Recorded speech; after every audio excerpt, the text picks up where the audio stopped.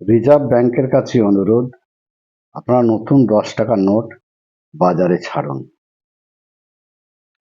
একটি সমস্যায় বেশ ভোগাচ্ছে জনগণকে।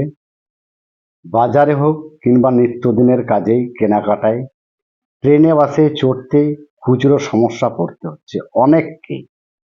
খুচরোর কথা উঠলেই অনেকের মুখে শোনা যাচ্ছে 10 টাকার নোটের দুর্দশার কথা। নতুন 10 টাকার নোট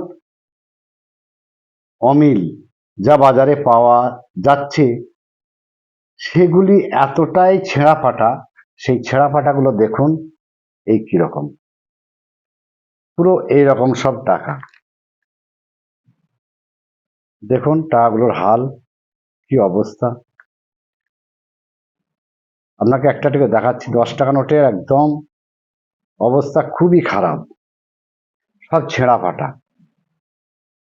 প্রত্যেকটা 10 টাকার নোট বাজারে সব এই রকম, পুরো ছেঁড়া ফাটা নোট।